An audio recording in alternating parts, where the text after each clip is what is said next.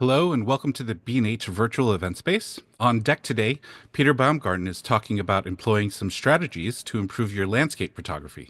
Hello, Peter. Welcome. Hello, how are you, Fred? Great. How you doing? I'm doing fantastic, thanks. Now, correct me if I'm wrong, but having a strategy going into any type of photography is basically going in with some sort of like intentionality. No, that's like a word, right? I think so. Yep. Like, like, And oh, sorry. and I was going to say sometimes my photos are very intentional, and other times they're sort of spur of the moment, and you need to be prepared for both of those, which is one of the first things that I'm going to talk about today. Awesome. All right. Well, now that I've got that straight in my head, intentionality and prepared for the spur of the moment, I've got two things before I get out of the way.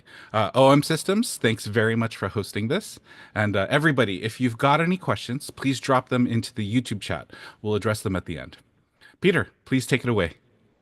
All right, thanks, Fred. Let me just share my screen here, and then we will get started. Uh, a big thank you to B&H for setting this up, and of course, OM System working alongside them. I am Peter Baumgarten. I am an OM System ambassador and previously an Olympus visionary, but I've been with the company for 11 years now and thrilled to be able to do this. But let's get started. So, first question that I've got for everybody is why landscape photography? Well, for me, it comes down to one answer. It's all about exploring my surroundings. I'm almost always carrying my camera, and if I can capture a great image while I'm exploring, that's fantastic. Over the years, I have been able to explore this country, and I'm coming to you from Canada, at the north end of the US. And then, of course, I've had the opportunity to explore this continent. And I've also had the opportunity to explore a few other places on the planet. But most of the time, probably like many of you, I am exploring my own surroundings. And so I'll sort of take you on a very quick tour of where I live. I explore the lakes, the rivers,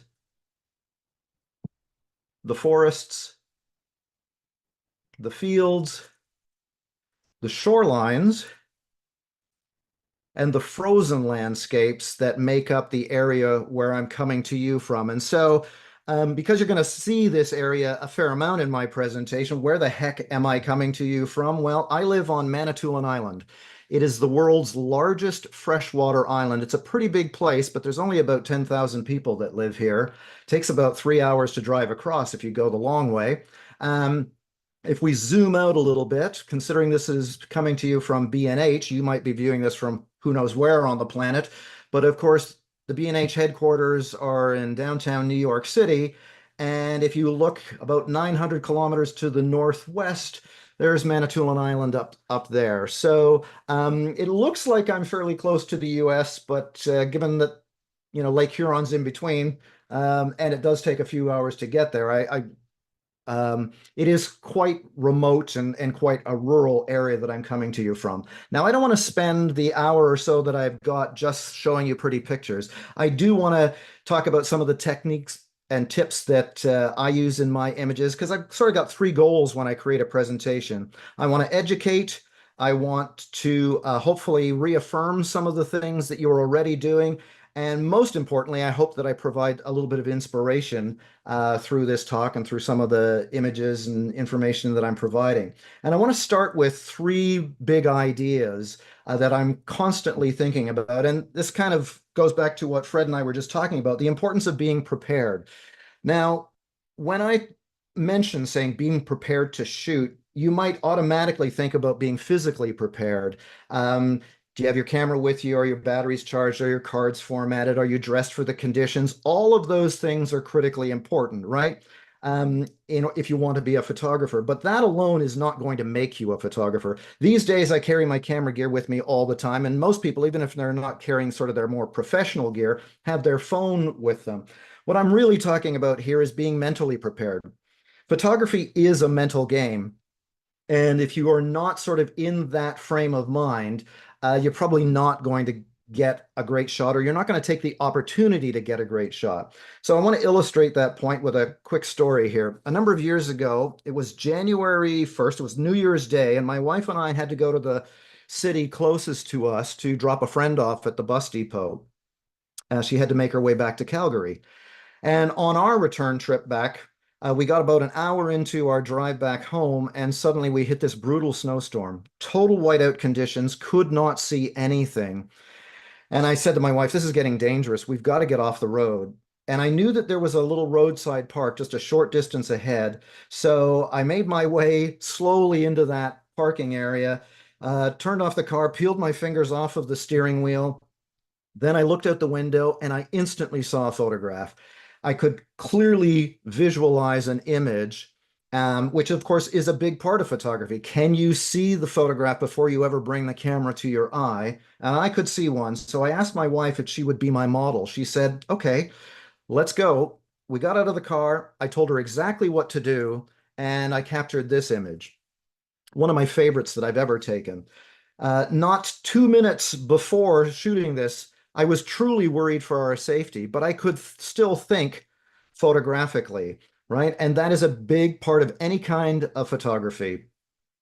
Now, that story and this image ended up in Shutterbug magazine the following year. Now, about half the images in this presentation are ones that I had gone out, expressly to photograph, that, I had that intentionality to actually capture a shot. And I'm going to talk a little bit about my planning process.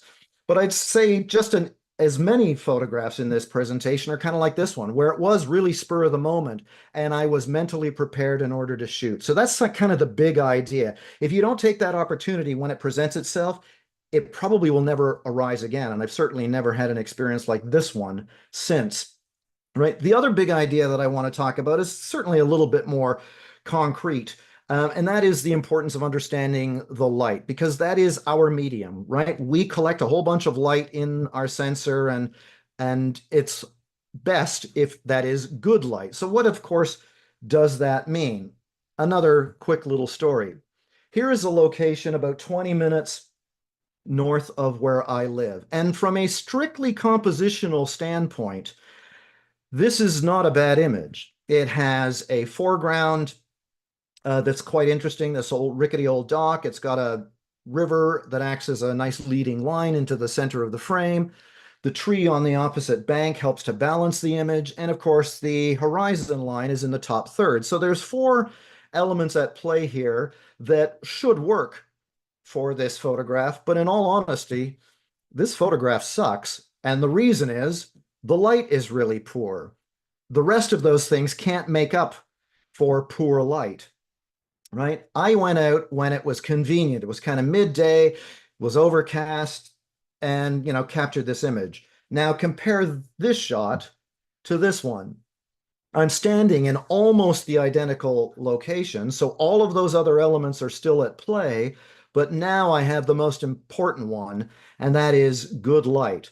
And this was not convenient. It was cold, it was very early in the morning, but the reward, of course, is that I get a much better shot. And of course, because I am a landscape photographer, I have to go out and play in the light when Mother Nature says it's the good light, not when it's, not when I'm, in the mood for it. I've got to kind of work on her schedule, right? Typically, we think of going out to photograph for landscape photography during the golden hour, which is certainly something that I did here.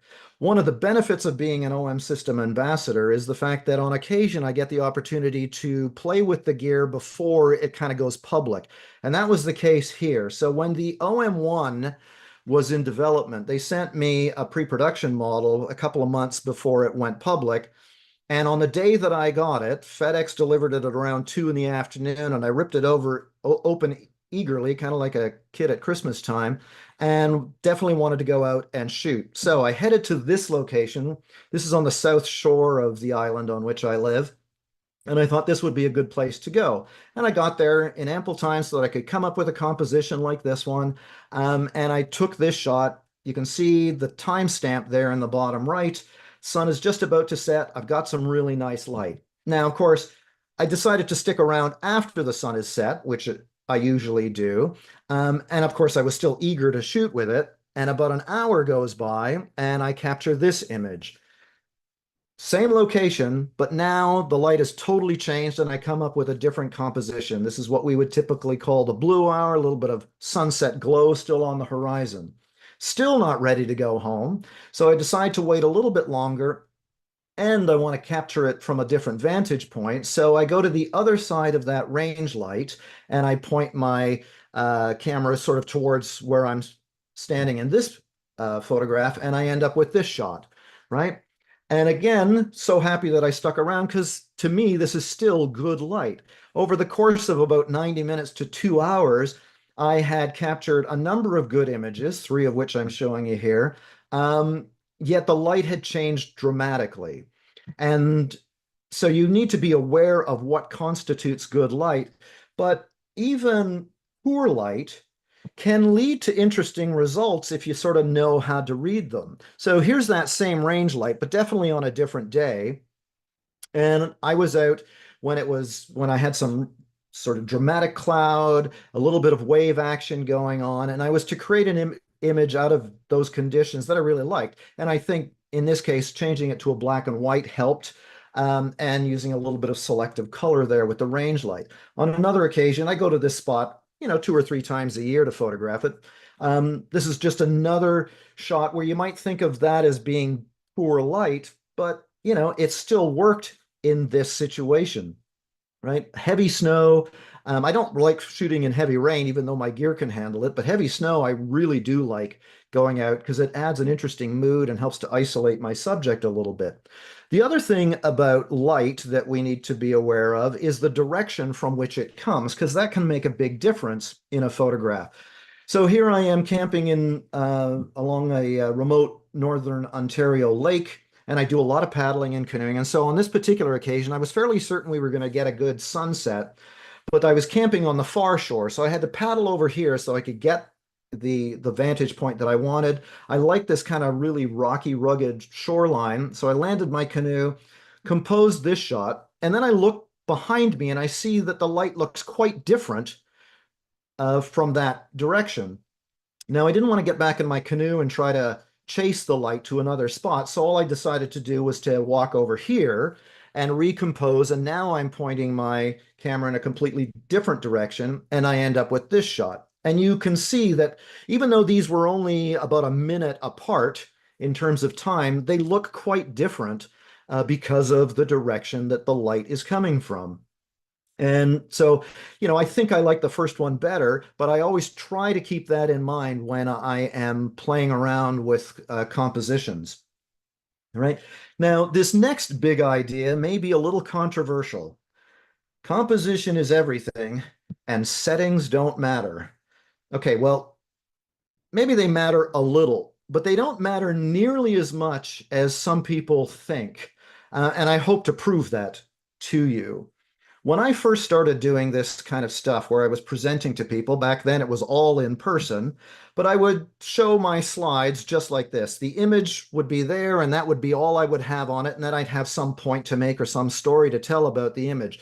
But invariably, several times through the presentation, someone in the audience would ask, well, what settings did you use?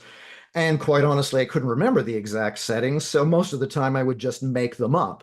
Well, after 2 or 3 presentations like that, I finally got tired of it and I buckled to the pressure and I started to include my settings, right? I've got the camera there, I've got the lens that I'm using, and the 3 points of the triangle.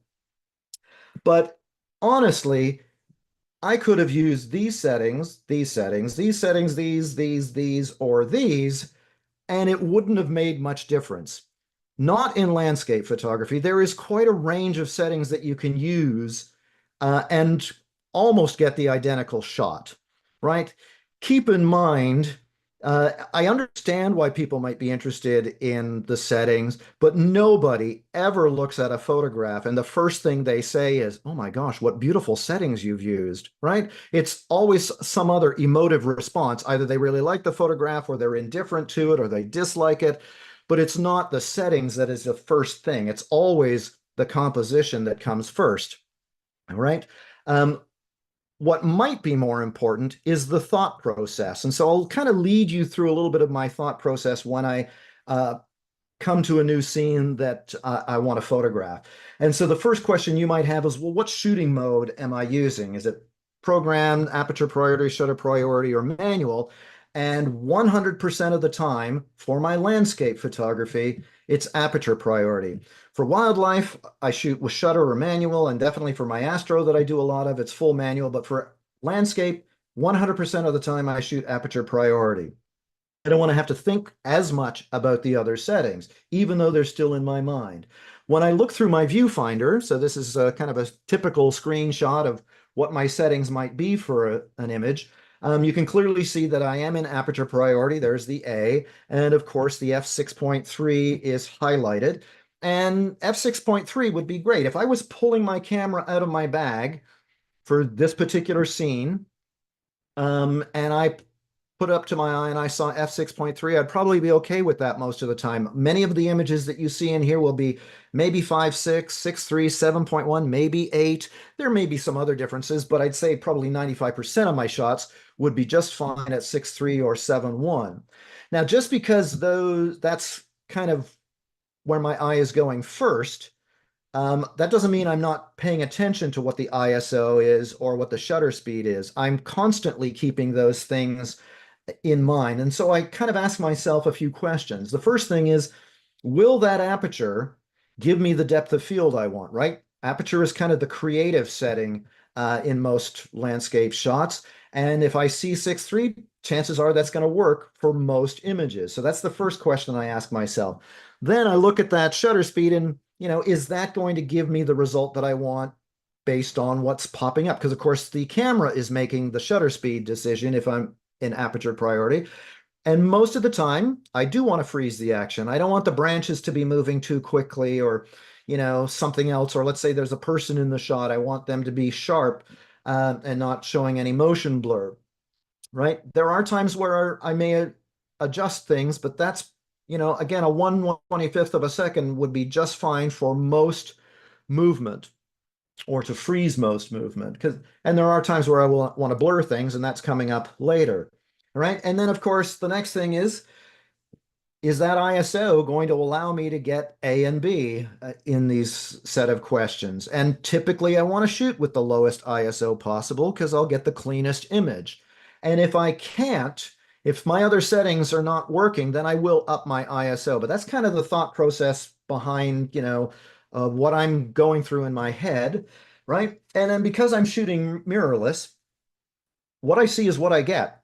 Whether it's through the viewfinder or the LCD, I can depend on that exposure. What I see is what I get. And if I find that it looks a little overexposed, I'll dial it down. If it's too underexposed, I'll dial it up. And so I'm just using the exposure compensation.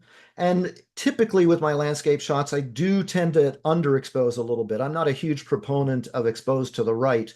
And so I might be shooting, a third of a stop, but more likely, at 0.7 EV, minus 0.7 EV, or -1 EV. That's typical of what I shoot. And then sort of the final question before I click the shutter that I ask myself is, where am I actually focusing? Where is that focus point aiming? And, if it's aiming at the horizon, well, then my foreground might be soft. If I'm aiming too close, if my shutter speed or focus point is too close, then, I might end up with a softer background, which I don't want. So typically I'm focusing about a third of the way into the frame.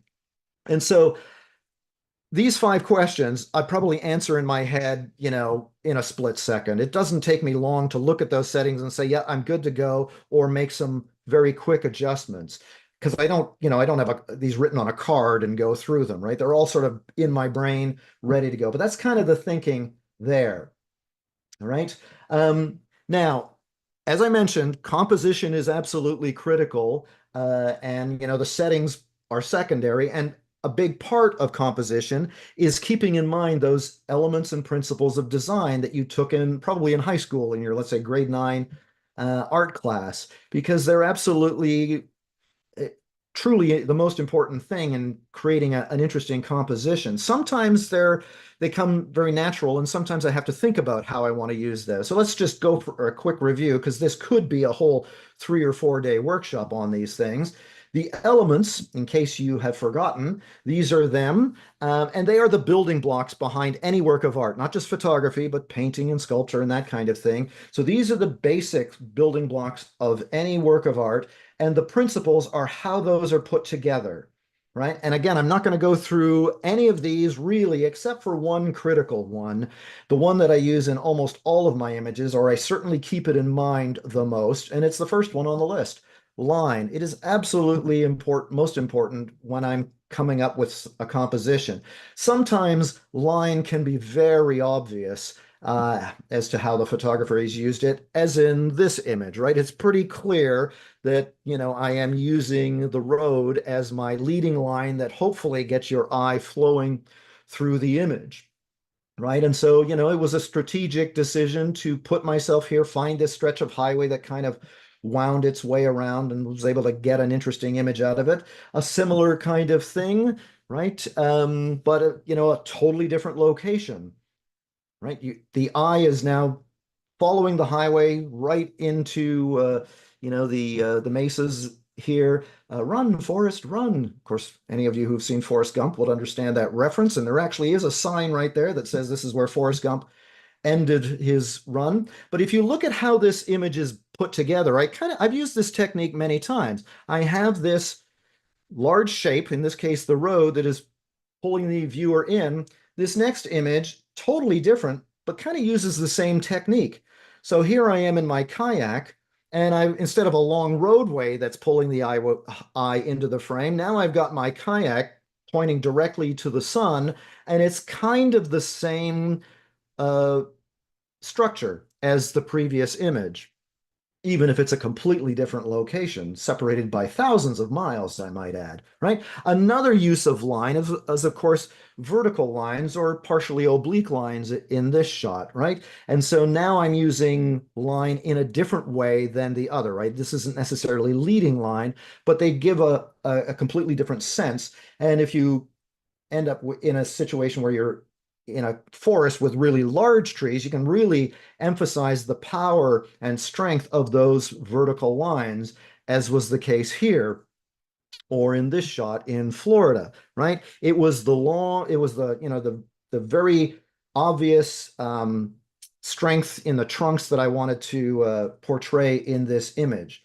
Now, that also applies in more rural landscapes, and that can lead to sort of interesting patterns that pull the eye into the frame as well.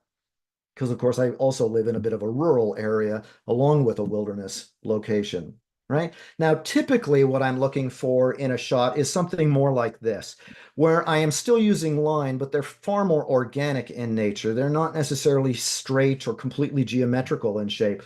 But here in Great Sand Dunes National Park, I chose this location for a couple of reasons, right? I was at an elevated vantage point, but also I liked the way the dunes were flowing, and those were my footprints blowing in. This was a beautiful spot, but oh my gosh, was it miserable here. Because the wind was blowing like crazy, and this was in February, bitterly cold, but I'm glad that I went through the experience of doing it. But this is more typical of the kind of way that I would use line in a shot. Similar thing here. I've got a very distinct line, the boundary between open water and freeze up, because of course we're at that time of the year here where ice will soon be forming on the lakes and rivers and bays, right? But again, a very conscious decision as to how I place myself and have line flowing through my image. Similar thing here. Purposely put my camera in a position where the cracks are lined up with the sun, 6 inches to the left or to the right, and that would have been ruined, right? The other thing that line can do is to help break your image up a little bit. So this long beach, this is the North Shore of Lake Superior. The shoreline kind of stretches through the frame and then connects with the horizon. And that helps to divide the image up into some basic shapes, which of course is another element. We've got the rectangular sky and a couple of almost triangles that make up the foreground. Right? So keep in mind the elements and principles of design in your composition. Right? Now, a big part of photography, I actually have a whole presentation on learning how to see differently. Um, but one of the key things is learning how your gear sees differently because, like I was talking about in that situation in the snowstorm a while back, I could see an image in my head when, and had my wife sit on that bench. But a lot of the time, it's knowing how your gear sees the world differently because our eyes really only see in one way. I mean, it'd be great if we could change the focal length on our eyeballs, but we can't zoom in or, get a wider view. We're kind of stuck with that. But a camera doesn't have those limitations. So I want to go over a few ways that the camera can see differently that can really lead to perhaps more interesting shots. Let's start with the gear. Of course, I am an OM System ambassador, so I am shooting with their camera gear. And right now I am shooting with the OM1 Mark II, but you will see images throughout this slideshow photographed with almost all of their cameras that they've released over the last 10 years. And my two go-to landscape lenses are the 8-25 f4 and the 12-100. Those are with me all the time when I'm out shooting landscapes. If I only want to carry one lens, then it's probably the 12-100, but I carry both of them because sometimes I do want a more ultra wide viewpoint. I've got lots of other lenses, but those are the two that are with me 100% of the time when I'm doing landscape photography. Of course, I have some other gear as well. I do use filters, and so I use the Nisi filter system. They're square glass filters that go in there, right? And so those are the three that I would typically use, although that's kind of changed a little bit too, which I'll talk about. And then I do have a couple of different tripods that I use. The Suri there, that's if I need to stick it in a suitcase or something like that, because I'm hopping on a plane because it's small, light, but still fairly rugged. And then my go-to sort of day-to-day workhorse is my Manfrotto 190 there. And that's my favorite camera bag, the Wandered Provoke 21. But that's what I have carried in my bag or carried with me when I go out and do my landscape shooting. Now, I want to talk about the lenses specifically. So most of the images that you see in here will be with one of those two lenses, but there are times where they're not going to work for the image that I want to create. So another quick story again. My wife and I were on a little driving tour about maybe 3 hours north of here one autumn day. So it was beautiful autumn, colors were out. I wanted to get out and do some shooting, and we'd been driving around all day long. We started, probably before sunrise, and by the time the sun was setting, we were both exhausted, and we came across this beautiful lakeside restaurant. And so we decided that looks like a great place for a meal. Go into the restaurant, we sit down, the waitress hands us the menu, and then I make a mistake.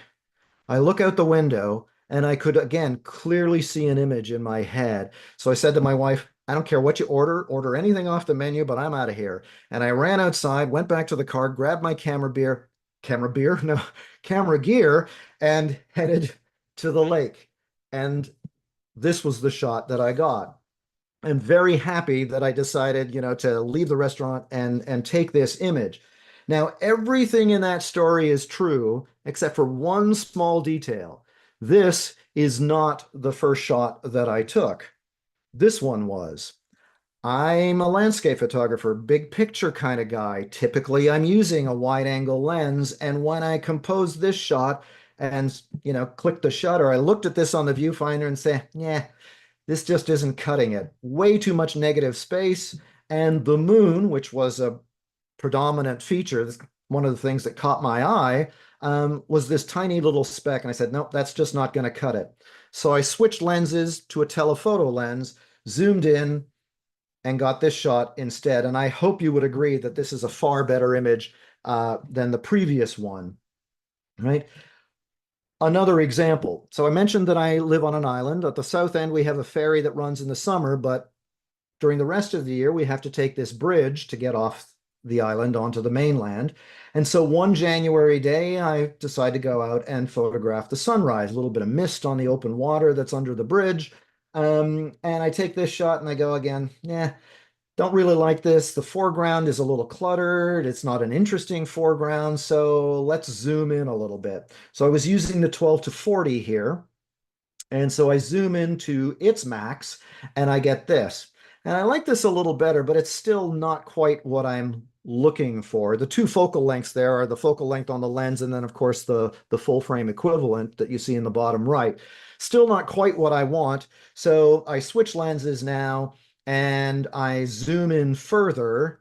And now this image speaks to me. This one I like, and that was something that I could not get with a wide angle lens. You know, the first shot was more of the way that my eye saw it, but this is definitely the way I wanted the camera to see it. And then I thought, nah, let's go a little farther, right? So I zoomed in even more and took this image. Now, I'm not too sure if I like this one better or the previous one, but I know I like both of them far better than the first one. And the only way that I could do that was shooting a landscape image with a telephoto lens, right? The other great thing about uh, photography in general, but often telephoto lenses are used as a tool for this, is it gives me the power to control what you see. I can, that's kind of my job, is to figure out what I'm going to put in the frame. And so in this case, you know, you've got this canoe coming in and you got the beautiful trees and this reflection. That's important. But what was more important is not what I'm including in the shot, but what I'm excluding in the shot. Things that I didn't want you to see. I didn't want you to see the mountaintops. I didn't want you to see the, you know, the brush in the foreground on the shore that I was on, right?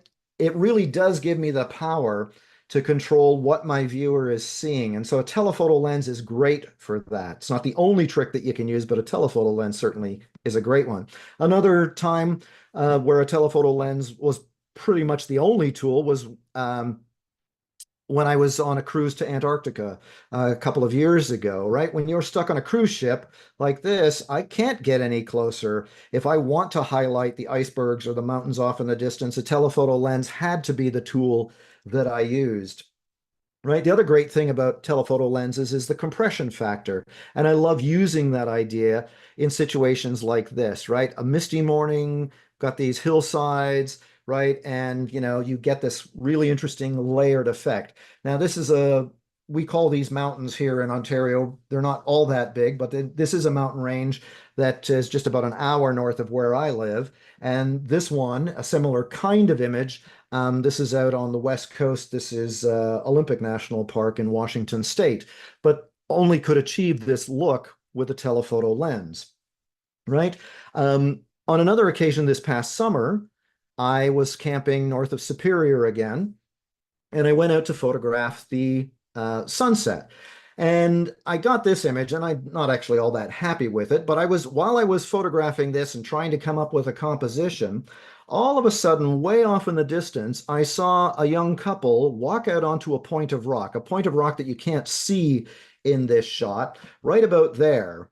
And later on, when I got home, I measured just how far that was. It was almost a kilometer. It was 950 meters away. I don't know what that is in miles, but you know, it was a fair distance. And I thought, wow, that looks really cool with them in the frame.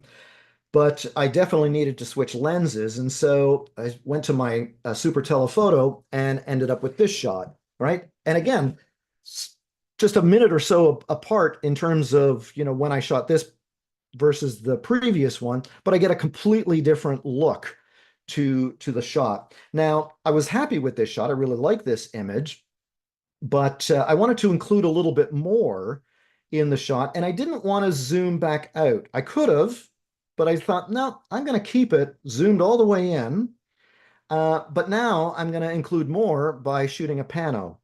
And so this is a technique that I use fairly often. I will use my telephoto lens and shoot a quick panorama. And it's a pretty sloppy panorama because I don't usually shoot my panos off a tripod. And these are the four shots. And I definitely, you know, I overlap them enough to be able to stitch them together. But, you know, they're definitely not lined up perfectly. But that doesn't matter these days because Lightroom and Photoshop are absolutely fantastic at stitching them together. And so for me, this was the keeper, but that's four telephoto shots stuck together. That's not a wide angle image, right? There are times though when I Want to continue that. And so this is a vertical panorama, just a few more examples of some telephoto panos, right? This is 3 shots on the coast of BC.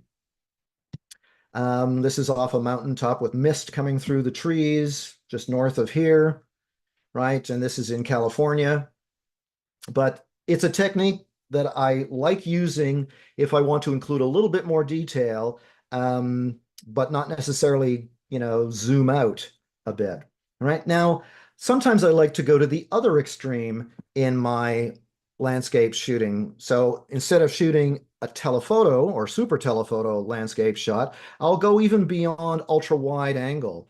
And what's more wide than ultra wide angle? A fisheye lens. So this is a fisheye shot, Banff National Park in Alberta, and I like the look of it. But this is not what you would typically think of as a fisheye image, because we think of fisheye lenses as being full of distortion, and this doesn't look all distorted, unlike this image. Now, I don't like this image, but I wanted to show you this is kind of what we typically think of when we think of fisheye, right? The horizon's obviously distorted, and so I purposely chose that look to illustrate it, but also because I kind of like the pancake ice that was forming there. But I don't really like this, the warped horizon look, but it's very easy to fix, not in post, while you're shooting in the camera, if you keep the horizon right in the center. So this is another fisheye shot. My fisheye lens on 180-degree field of view, but you don't really notice distortion in this shot. And rather than shooting a pano, because I was literally standing on this fence, I had to sort of balance myself up there. I didn't want to take multiple shots, so I used the fisheye lens to include both the fence and this old stone farmhouse there, right? Because I wanted that leading line, back to elements of design there. But a fisheye lens allowed me to do that. And so I will use that on occasion. Another great use for a fisheye lens is if you're in really tight spaces. So on the south shore of our island, if we have a particularly nasty winter, we get these amazing ice features that can form. So we'll get ice arches and ice caves and all sorts of things that form. They're really quite magnificent. But in this on this occasion, I was in a cave that was so small, I couldn't even get on my knees. I'm lying on my belly here, but to make it look a little bigger, I used a fisheye lens so I get more of the cave in the shot. And so that's another time when I will use it.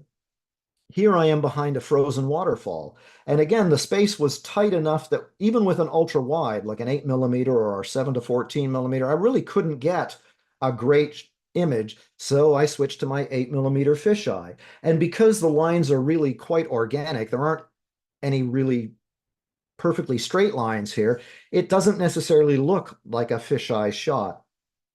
All right. You can even do fisheye panos. So this again is out on the in Alberta, so this is a 2-shot fisheye. So this is more than 180 degrees. Not something I typically do, but you can actually stitch them together. All right. Now, moving beyond the way the lenses help you see, what you attach to the lenses can help you see differently, or maybe you don't have to attach things at all anymore, which I'll get to. But here's a composition. That's my wife sitting on the deck reading her iPad, because nobody reads books anymore. And I like this composition. It's simple enough. But what I didn't like in this situation was the water. I like water that's either really rough, so I've got some drama in the shot, or perfectly smooth, so I get some really nice reflections. And of course, this was neither.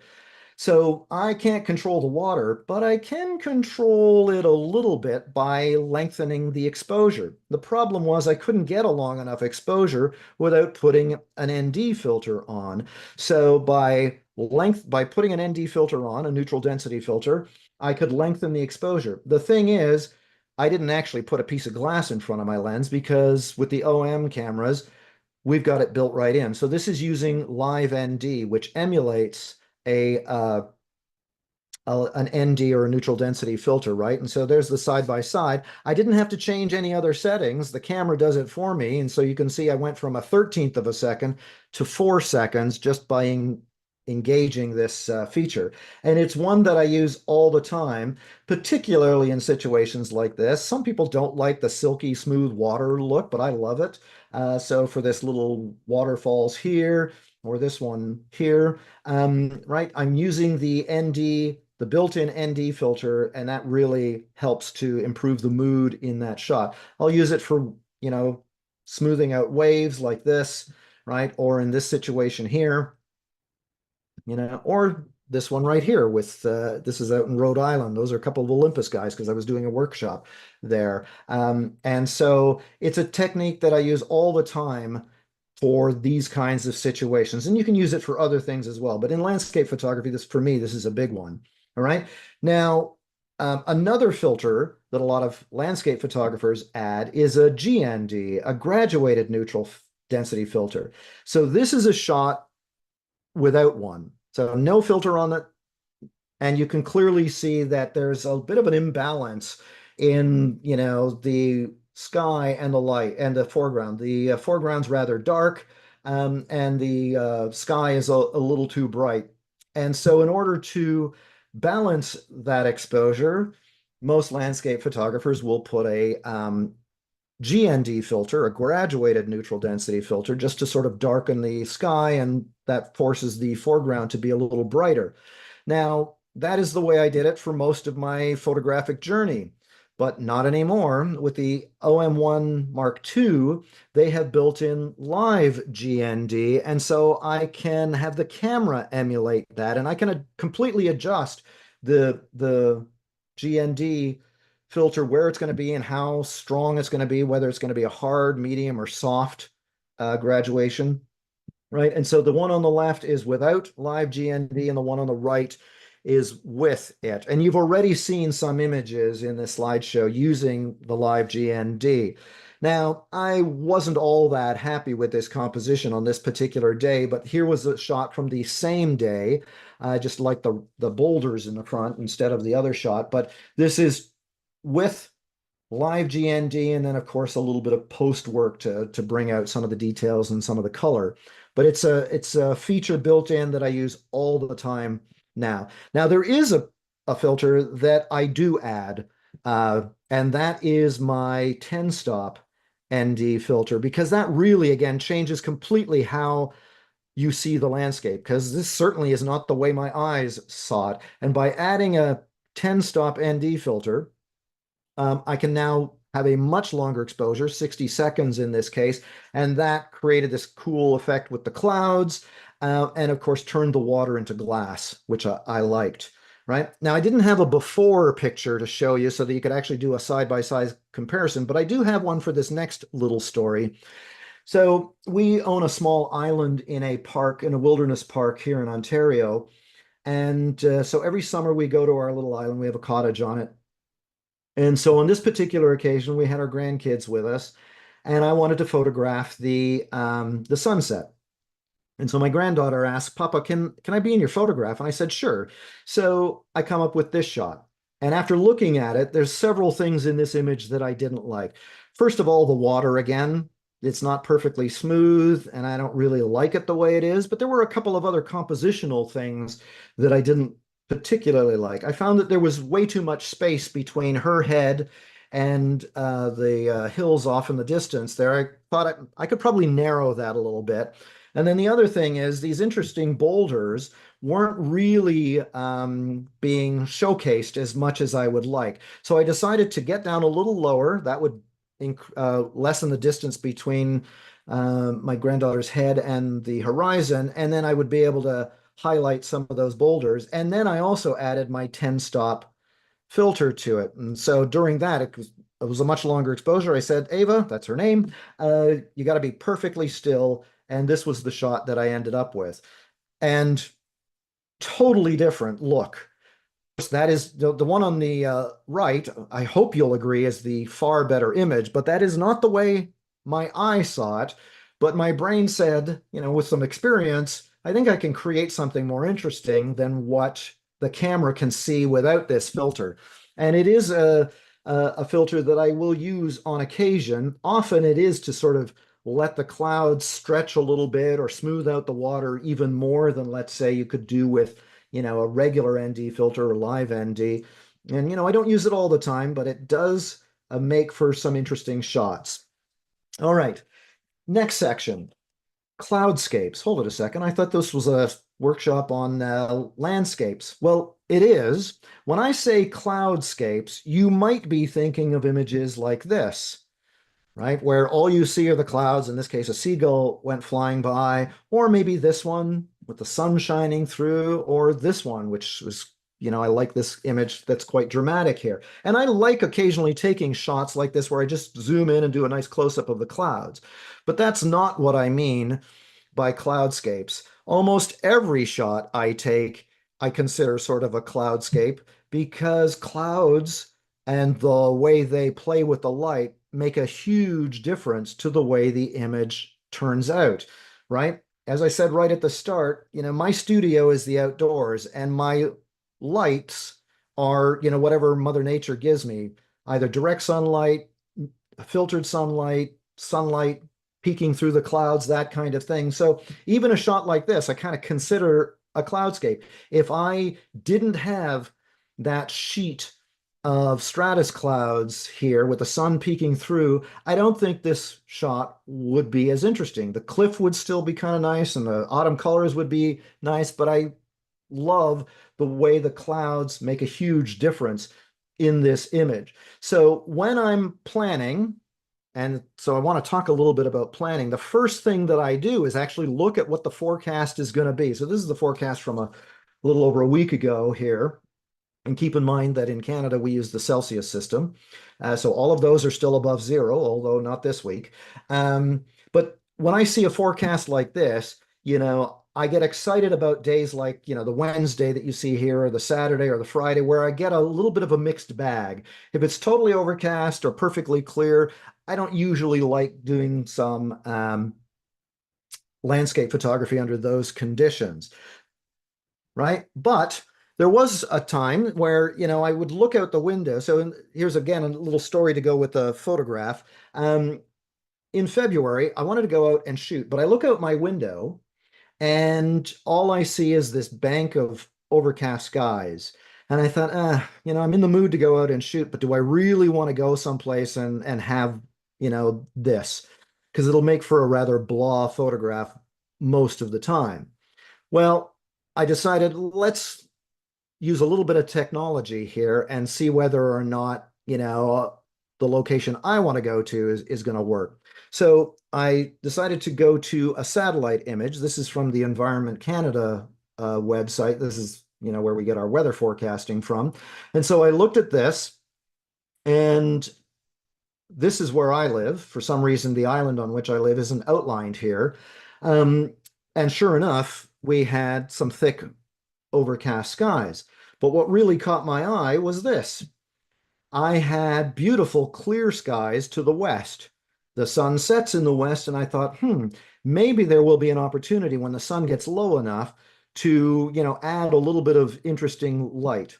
So that got me interested in going out to shoot. The next question then is, well, where am I going to go? So again, this is a shot of the island.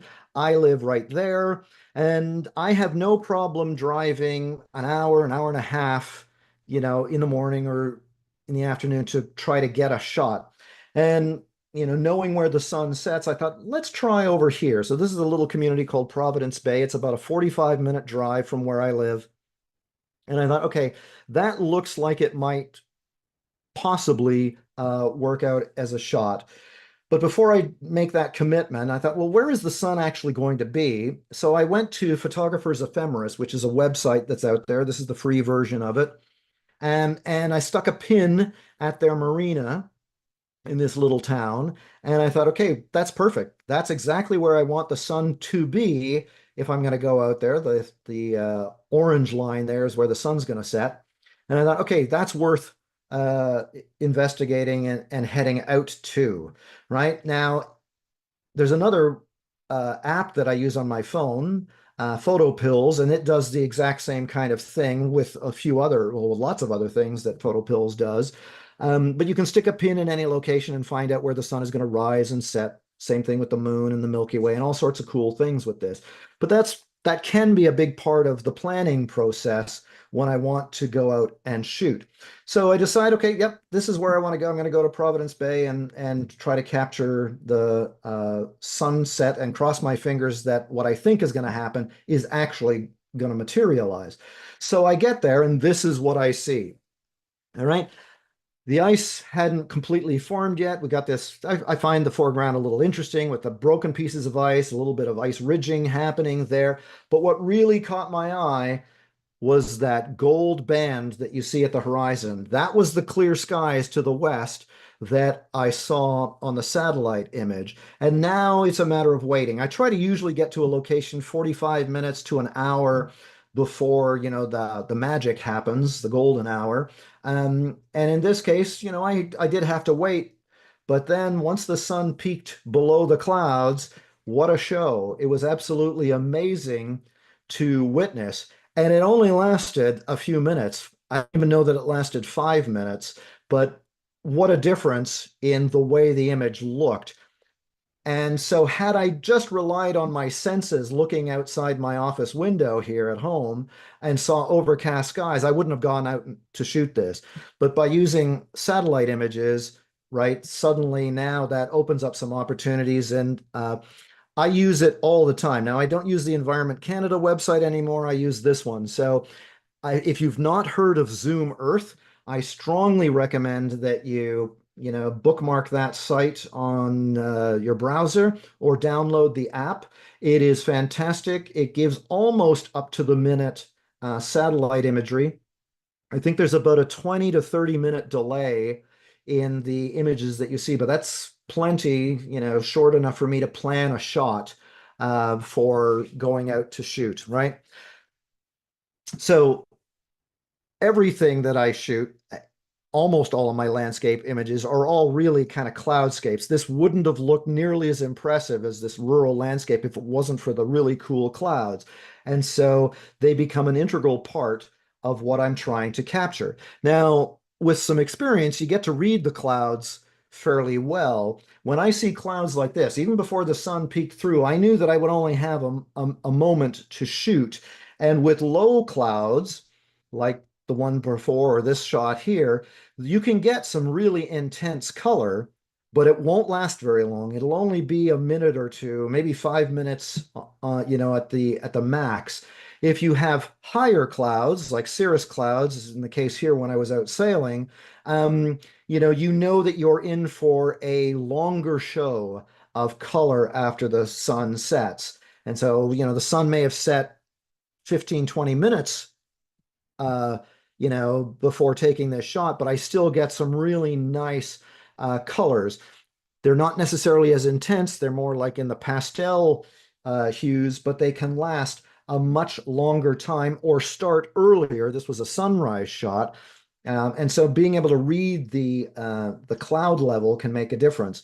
Another kind of cloud, in quotes, that I love shooting in is mist.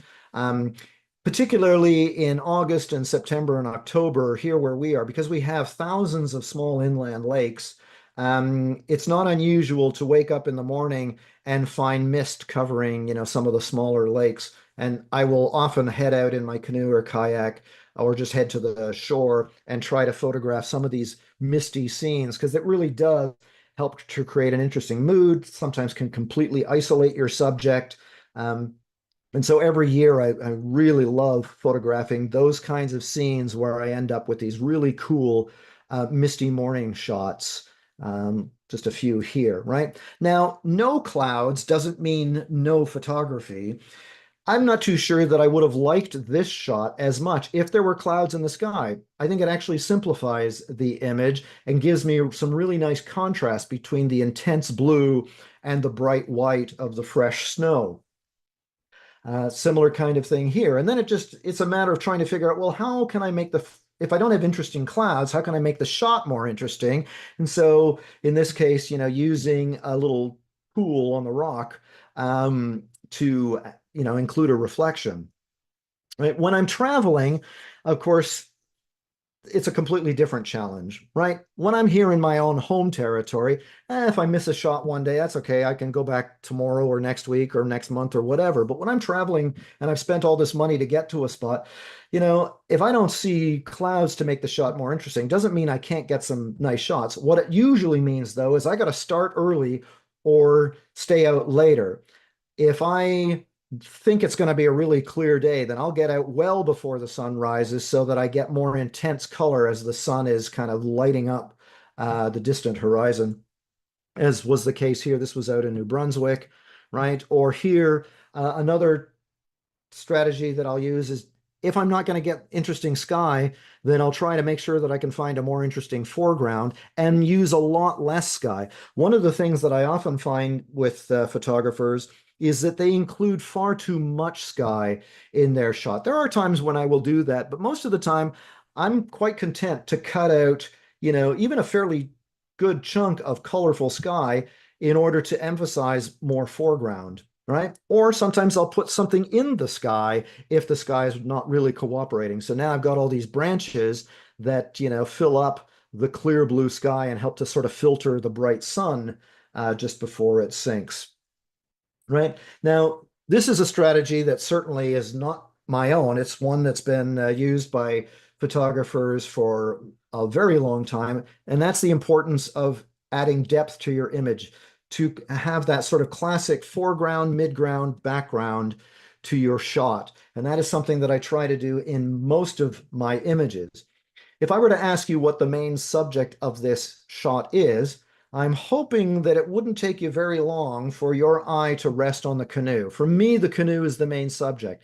The rest of the scene is great, right? The beautiful color, the nice reflection on the lake, right? Some foreground leaves and that kind of thing. I like the shot, but it's the canoe that sort of should draw your eye, and you should definitely notice that. Similar kind of thing here. What's the main subject? It's the red building, right? Notice that in both of these shots, the main subject, where I want your eye to go, it's not the biggest thing in the frame, and it's not the closest thing in the frame. I'm not a huge proponent of the fill the frame belief, right? There are times where I will do that, but in most of my shots, my subject is actually much smaller because I want you to have other things to look at. I want that foreground, midground, background, and I want your eye to sort of flow through the image. Now, the other shots were in a vertical orientation, but you can achieve sort of the same effect in a traditional sort of landscape or horizontal orientation. And again, foreground, that's quite interesting and distinct from the midground, which of course is distinct from the sky in the background. Right? So just a few more shots that kind of illustrate that idea. And it must work. This image ended up winning a national photo contest here in Canada a couple of years ago. And again, got some foreground, midground, but I've strategically placed myself so that your eye kind of flows through the shot. Now, these days, I'm adding even more depth to my images using focus bracketing. Now, focus bracketing has been around for a long time, and you can do it manually. But with the OM system camera, you can do it with one click of a button, one press of the shutter, and I can take a whole series of images that focus deeper and deeper into the frame. And then I can have the camera stack them, or I can take the raw images from that stack and I can stack them in post, which is usually what I do. So this was the very first time that I ever used the built-in focus stacking. And if you look at those lily pads in the foreground, they're very sharp, but so is Venus or the star in the sky. I'm not too sure which it is. And it's sharp as well. And you just can't get that in a single shot, no matter what your shutter speed, or it's not shutter speed, your aperture is. You just can't do that. You need to focus bracket or focus stack your shot. And what you can't tell in this image is how close was I to that lily pad. My front lens element was probably 6 inches or so from that, yet it's sharp and so is everything else, right? And it's a technique that I use all the time to help highlight something in the foreground, yet keep everything nice and sharp, right? In this case, I've got, the foreground kind of on the dominating the left-hand part of the shot, but I couldn't have achieved this image without focus bracketing. And this image won the Epic Landscape contest in Canada 2 years ago, I think, right? So, and it paid off knowing and using that technique. So how does it work? Because a lot of people seem to be interested in this. So I'll sort of just lead you through it briefly, although on the Olympus website, there are tutorials on this, but this might be a sort of a typical way that I would do this. Now, I've done many of these handheld, but in this case, I've got it on a tripod so I could kind of record it. But I'm getting close to this subject. I wanted to use this ice push feature to frame the sunrise. And so there's the viewfinder open. You can kind of see some of the settings that I'm using. First thing is my camera is only a few inches away from that piece of ice. And I have the bracketing on. And when I initiate bracketing, it puts this bounding box around my subject, because as you focus deeper and deeper and deeper into the shot, your field of view changes a little bit. And so that bounding box is telling you that everything that you truly want in this photo should probably be within that bounding box, because if it's not, it will likely be cut off. Now, if you're using the built-in stacking, then it definitely will be cut off. But even if you do it in post with the raw images, then chances are some of those shots outside that area will be out of focus. All right, but there we go. I've got it set. I'm ready to shoot. I press the shutter release, and then it will take a series of images. And if you watch closely, you will see the depth of field changing here. Typically, I would probably shoot between 6 and 8 shots for a landscape image. You know, if I'm shooting macro, I might shoot more than that. But for landscape, I can usually get away with 6 or 8 images. And then I will use the JPEG that's created in the stack to just double check. That's my test shot. And if I find that parts of it aren't in focus, I might up it to 10 frames or something like that. But then I can take that, stack them in post, right? And then do a little bit of post-processing if I need to after that. But that's kind of the basics of focus stacking. And I use this all the time because I can really get close to some foreground features that otherwise I probably wouldn't do if, you know, I was limited to one shot and I wanted everything in focus. All right, so just a few other images that I captured using the built-in focus stacking. Right? Of course, you can go the opposite way. Instead of having everything sharp in your shot, maybe you want to have only one thing in focus, because that can really help isolate your subject. In June, I was photographing this field of daisies. We get farmers' fields here full of thousands of these things. And when I captured this image, you know, it was a nice scene, but I didn't know where my eye was supposed to go, and I don't like that in a shot. So I thought, a little bit too much chaos here. Let's see if I can highlight just one thing. And so I got in close to a daisy, opened up the aperture quite wide, and now, you know, your eye sees that one daisy and everything else is blurry. You know they're there, but now it's really just about that one daisy. And if you look really close at that daisy, I think you'll see it's got a smile. All right, I didn't notice that right away. Okay, so again, just another example, these cattails sticking out of the snow, frosted river going off in the distance, but using a shallow depth of field in order to do that. You all know that's an old farmhouse. I'm highlighting the roses with the early morning dew on them here. Similar kind of thing here with these apple blossoms, right? You know, so usually what I'm doing in shots like this is finding something, you know, close, focusing on that, and then the background fades away by using a larger aperture, right?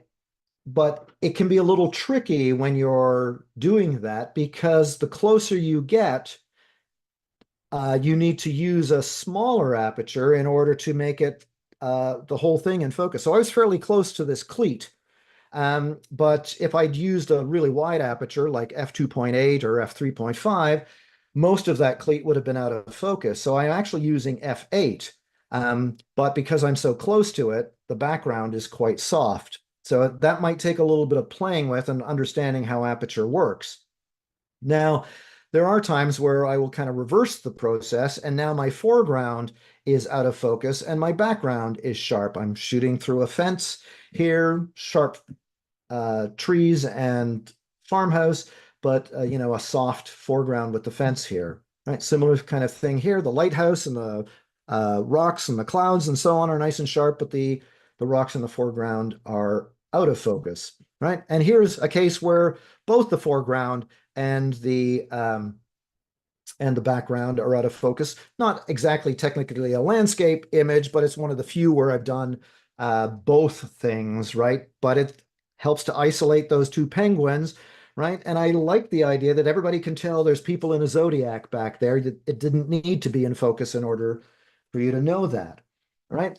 Now, another way that I can isolate my subject is using a natural frame, and it's a technique. I know you've seen some images in this slideshow that I've used it already, and I use it all the time. So in June, I went out on this to this beautiful meadow, got some really nice mist in the early morning light, and I wanted to highlight that old barn that you see there.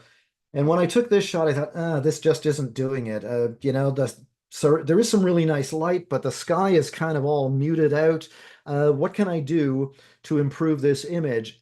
And so I look to my right, and I see the hillside full of old maple trees. And I thought, maybe I can use those to my advantage. So I walk over, get a slightly elevated vantage point, and now I use the trees to help frame the image. And remember what I was saying earlier about the power that I have to control what you see. Well, now I have the power to force your eye to go where I want it to. There's no doubt that the main subject here is that old abandoned farm, right? I've got a little bit of the sun flare coming through, but right, it is really about, controlling where things go. And a natural frame can really help in that. Many times I will use a frame that almost completely surrounds my subject, right? So I'm kind of standing at the mouth of a little cave here. This is a sea stack. That rock frames the whole thing almost entirely. Similar kind of thing here, this almost wave of ice. I'm using it to frame this lighthouse that you see here. So those are frames that almost surround the whole subject, but most of the time my frame is far more partial. It's only covering a little bit of the subject that I'm trying to capture, but it really does help to sort of direct your eye. It adds some foreground interest, but it helps direct your eye where I want it to go. This one was a little bit of a challenging one to get. So when I am doing some traveling and I'm going to a location that I've never been to before, I do what probably many of you do. I will go to Google Images and just search and see, okay, well, what can I expect to see there? And then, of course, invariably, there are some images that pop up that are quite nice from other landscape photographers. And I think, wow, that looks really cool. But what I don't want to do is just shoot their shot. I want to try to come up with something different. And this was a case where I'd never seen a photograph of the Nubble Lighthouse in Maine like this. And when I got there, I didn't know that I was going to do this, but an idea popped into my head where maybe I can use the waves to help frame the lighthouse. And so, of course, it took several attempts to get a wave that cooperated, but I really like the end result by using the waves as a natural frame. Sometimes the frame itself can be the main subject. So what's in the background here? I didn't care, right? This was autumn in Colorado. My son lives there. I went to visit. And what really caught my eye was the beautiful golden aspen leaves with the light being transmitted through them. So I didn't care what was in the background. It was the frame that became the main subject. Similar thing here. Another ice feature on the South Shore where I am. And the frame itself is the subject. I didn't really care about how interesting the background looked, right? Here's a little bit of the work behind the next shot. So I'm out on this spot, obviously winter, and I decided I want to photograph, but I was getting a little tired with the typical compositions that I was coming up with. And then I noticed this little ledge with some ice hanging off of it. And I thought, it'd be kind of cool if I could get in there, but I couldn't. My camera could. So I set it up on this little mini tripod. And I reached in and I initiated the time-lapse feature. And so now the camera's engaged in time lapse. And then I went out and just did my own thing with another camera, and this was another shot. Of course, what makes this interesting is the frame. It's not so much what's in the background. And often when I see a sunset like this, if you actually pay close attention to this sunset, it wouldn't have actually been a nice sunset. The clouds along the horizon are quite thick, and I knew that if I waited too long, the sun would go behind those thick clouds and I wouldn't get some of the nice color that I was aiming for. So this, by using this technique, I kind of saved the shot because I knew that in the end, it probably wouldn't be a great sunset. Right? Another example of that kind of thing, I'm walking along this rocky ledge and I notice as I'm about to step over this crevice that the sun is, you know, right in there. And I thought, wow, it would be kind of cool if I could get in there. Now, I'm a pretty thin guy, but there's no way I was climbing in that crack. But my camera could get in there. So I strapped it onto my tripod. I extended the legs fully. I flipped out the LCD. I initiated the time lapse feature and I had it shooting, I think, every 2 seconds. And then I turned the whole thing upside down and I lowered it down into that crack. And then every couple of seconds, because I could see when it was shooting, I could see the LCD from down below, right? I would just turn the camera slightly so that I'd get, because I didn't really know if I was getting a great composition here. And this ended up being one of the shots that I found really worked. But it's the frame that made the image. And I'm about 8 feet up from where the camera was. And again, this was a fisheye lens. So this wasn't even stacked because a fisheye lens, of course, can have, you know, you can focus really quite close to your subject and that be at infinity. Here's just another example of a similar kind of thing. I'm walking along a trail and I see this hollowed out stump and I put my camera inside. Now, before I did that, I reached in just to make sure that my camera wouldn't go down so far that I couldn't pull it out of there. But right, I wanted to know what it looked like in there, and I thought this might be an interesting way of creating an image. All right. We are, of course, as photographers, storytellers. We do visual storytelling. And sometimes to tell a better story, it's important to shoot people. No, sorry, not shoot people, include people in your photographs. Now, there's kind of two trains of thought here. Some people are absolutely adamant.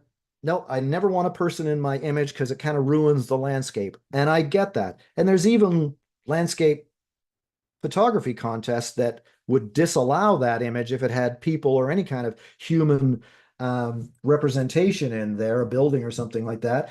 But then there's also the other camp where they love to include people in their photographs.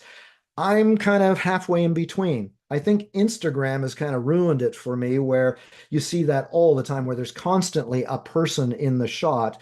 And I think it needs to be done sort of in balance. Sometimes it works, sometimes it doesn't. I would never add a person just for the sake of it. It has to add to the composition. So I was photographing this waterfalls here on the island in autumn, obviously, and I really liked this composition. And then this young kid just comes in and he starts running across the rocks back and forth. And what do? Of course, I photograph him, right? And any one of those I think I could have kept. And I think they add, you know, a sort of a nice mood to the shot, having this young fellow in the image. In the end, I kind of created a composite of him. But, you know, now I have both shots, one without a person in it and a whole bunch with this little young fellow enjoying his day out at this waterfalls, right? In this case, I'm on this lake. I got there early enough that I could get in position, try to find a composition. Turns out that it wasn't going to be a great sunset with no clouds. But then this family shows up, and they saved the photo. This is a far better image than I would have captured, and I love the joyfulness in this young girl, bouncing through the waves here. But they actually truly added to the image, not detracted from it. Right? This is my wife. These are again some of those ice features that I was talking about. And right, we were out snowshoeing on them. I did ask her to climb up a little higher on that ice feature, right? Get right up to the top, but she wasn't having any of that. Probably a good idea. It doesn't look all that thick. But again, I thought that would add to it, right? And one of the other reasons to add people is to provide a sense of scale. if that woman, and I don't know who she was, if that woman wasn't there snapping a photo of it, I don't know that you'd be able to tell just how large some of those ice cliffs are. I'm standing upright in this big ice cave, and she's this tiny little figure. Those cliffs have to be 30, 40 feet tall, all brought in from Lake Huron. That all of that ice is just piled in from the Great Lakes during the winter. All right. Here in the San Juan Mountains, I sent my son and a couple of friends out down below as we were hiking where I'm standing. I saw this clearing and I thought I'd like to photograph this because we had quite a bit of snow.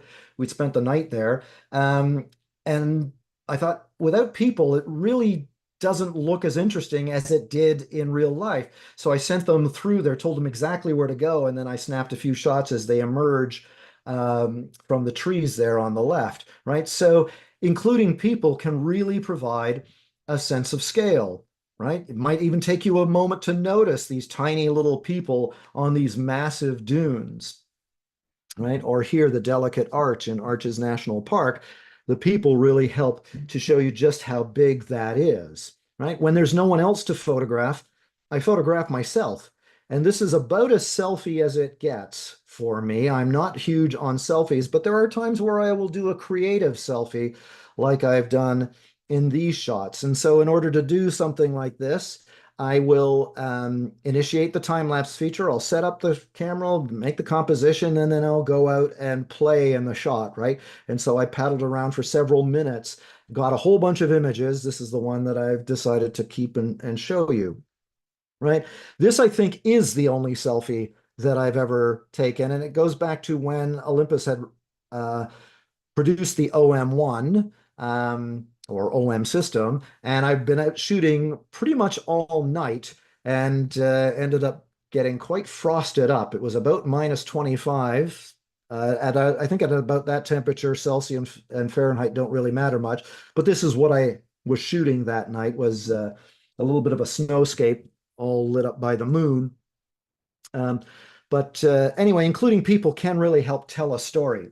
All right, as I begin to wrap up here, I want to leave you with probably for me the most important thing, and that is the importance of keeping your compositions simple.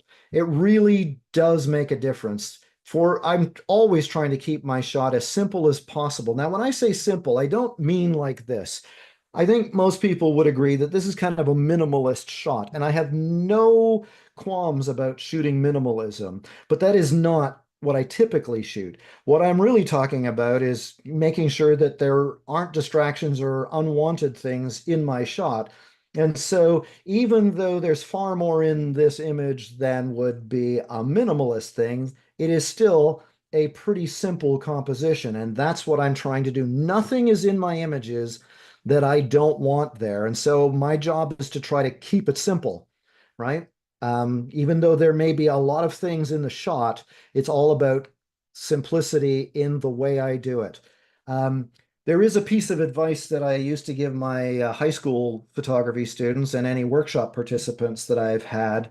I'm not huge on giving advice, but once you've determined what your subject is, forget about it and focus on everything else in the frame. People become so fixated with the actual subject that they forget to sort of look around the whole frame and make sure that there aren't any distractions, right? You're responsible for every square millimeter in that image. And so work to get rid of whatever it is that might be pulling focus. And that, can be done in a variety of different ways, some of which I've talked about, right? Changing focal length, moving a little bit this way and that way. Sometimes you have to do it in post where there's just something that you can't get rid of, but you still like that composition. So I want to, as we finish up, I want to lead you through one set of images that kind of illustrate that point of trying to create a simple, effective composition. So my wife and I were camping at a lake in Northern Ontario, about a 4-hour drive north of where I am. And it was the first time we'd ever been here. And it had been a miserable day. It had been raining pretty much all day. But then as evening approaches, the clouds begin to part, and I could tell that it was going to be a nice sunset. And so now I'm in a bit of a state. I've got to find a good location. But I was unfamiliar with this lake. And because it had been raining all day, I hadn't really explored much of it, and I couldn't find a nice open area to photograph from. And so I get to this spot, and it's about as open as I can find, but I do not like this composition. I've got branches pointing in from the top and the sides. I've got this ugly tree stump plus some brush sticking in. And I thought, the sky is going to be beautiful in a minute, but this composition is not. What can I do? Well, the first thing I do is, well, use one of those techniques. I zoom in. So I zoom in all the way, and I've now zoomed past, all of those distractions. And I'm okay with this image, but it's not showing as much of the sky as I really wanted to. And there really isn't now any foreground interest. So I thought, well, what can I do? Let's back it off a little bit and turn the camera sideways. So I'm going to turn it into vertical, and I end up with this. So now I've got a little bit of brush in the foreground sticking out of the water. I've got a nice reflection of the clouds. I get a little bit more of the sky, and I'm okay with this. But it's still not really what I'm aiming for. And then finally I say, to heck with it. I kick off my shoes, I pull off my socks, I pull my pant legs all the way up to almost my crotch, so that now I can get into the water and not get soaked, at least not my clothing. And I walk past all of the distractions, the branches and the stump and that kind of thing. And then I end up with this image. And this now gives me the view that I wanted, but couldn't really get by staying on shore. And this is actually a 5-shot panorama. And again, I just sort of turned it in vertical because I shoot almost all of my panos in vertical. And then I kind of just panned across, click, click, click, click, click, 5 shots, and stitched it together when I got home. But really trying to keep things simple, trying to get rid of distractions, nothing in the frame that you don't want. All right, and with that, again, I want to thank OM System and B&H, and of course, all of you for participating. And if you have any questions, I have no secrets. Well, I've got some, but they have nothing to do with photography. All right, so let me stop the share. All right. Well, we've gone over time by a bit, but we've got a solid audience, all enjoying your images and tips. So let's quickly jump into their questions. Tom from Orange County, California, had asked if you use focus stacking in your landscape photography. From the images you showed demonstrating being creative with depth, Tom, yes, he does. If I could just ask for a quick clarification, does the OM system keep all the images you're stacking if you're not happy with how the camera handled the stack? Yes, it does. Oh, if a camera's not happy with it, no, it does not. If it cannot, that's a good question. Oh no, no. If you're not happy with it, like if Oh, I so it see. stacks and you're Okay, like, because nah, I don't like there's that. two possible situations. So yes, if you're not happy with it, you still have all of the raw images that went into it, and they are raw if you're shooting in raw. They're all raw images. The only JPEG that you get is the final stack. And the final stack is not one that I ever show on screen. Okay. I use that as a test. Like, I don't even have to do that. I could just go into bracketing because there's two choices in the menu. You can focus stack or you can focus bracket. But Mhm. for my landscape imagery, I always choose focus stacking so that I've got that test shot. I can then, look through the viewfinder, kind of zoom in a little bit and, scan through and say, yeah, I got everything sharp. This is the stack that I'm going to use later in Okay. post. Just as a guide for your shoot while Yeah, you're shooting. Okay, great. exactly. For focus stacking, what dictates the aperture you decide to use?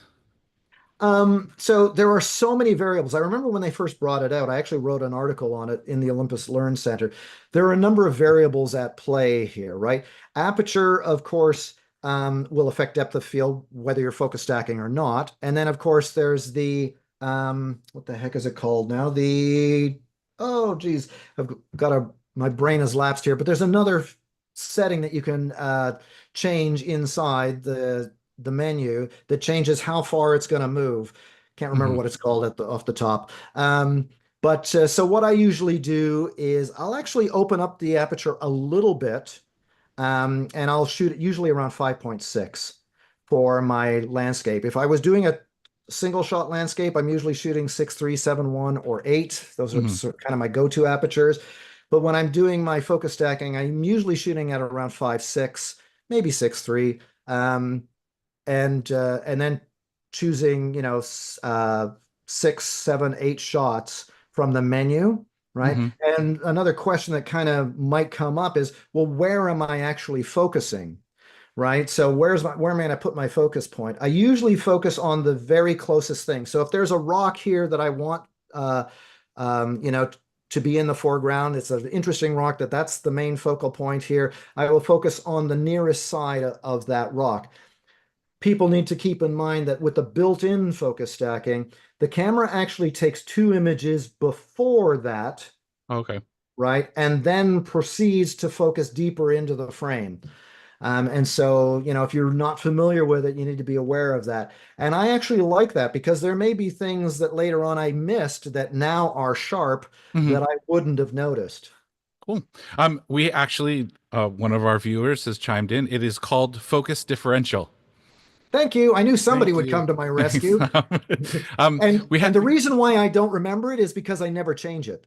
I ah, leave my focus differential setting at 4 and I never change it. For me, that's the sweet spot. And so I just leave it there. OM system top tip. We had a question about the live ND feature built into the camera, and you showed us some examples. So Juice 10, yes, he does use the live ND feature, but Yep. that made me wonder, what are the cases when you skip the live ND feature and use the physical ND glass? Only and truly only if I want to go a 10 stop. The wall the way. Okay. Yeah, if I only want to go 10 stop, that's the only time. Otherwise, the live ND works so well. Hmm. Um, I would not I don't use my ND filter Unnecessary. Okay, anymore. cool. Yeah. Um, Nigel had the same question as me. Have you ever tried physical ND over live ND? Almost like focus, like not for filter stacking for extreme measures. Yes. So do I ever use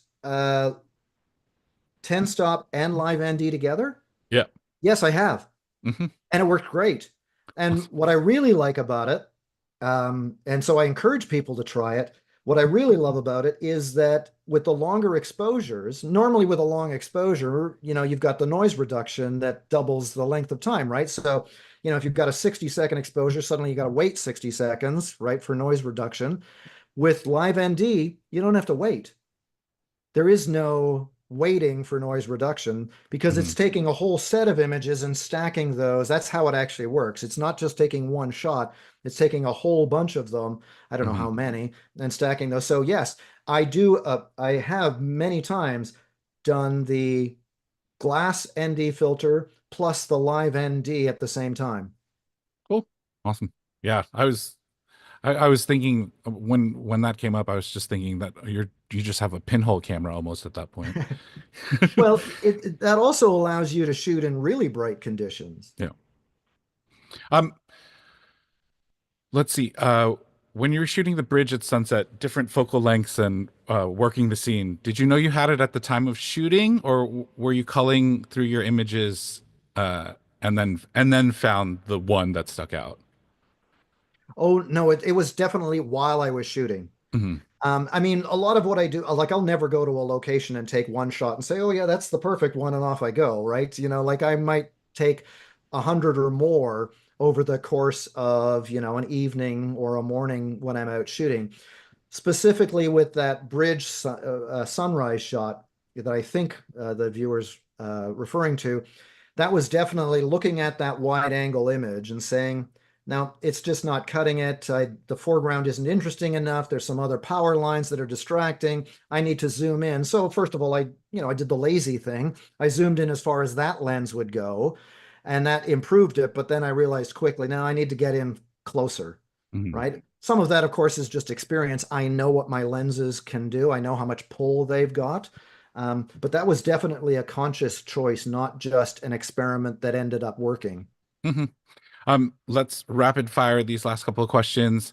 Do you do a lot of specialized post techniques like luminosity and color masks, etc.? Typically, no. Typically, no. Okay. No. What post-processing software do you use for focus stacking? Photoshop. Okay, great. So, Peter, thank you so much for joining us and sharing your insight with us. You're very Uh, welcome. It's been my pleasure. Thanks. Again, OM Systems, thank you for hosting. And everyone watching this, if you like this and would like to catch more free educational content, check out the BH Event Space YouTube for this replay or other tapping into all sorts of topics. All right, everyone. Have a happy turkey, tofurkey, turducken. I don't know, maybe you like ham. Either way, happy Thanksgiving. And for our Canadian and other international viewers, I hope you just have an extra nice meal on Thursday. Uh, with that, this has been another edition of the B&H Virtual Event Space. Peter, thanks. Everybody, thanks. Have a great one. Good night.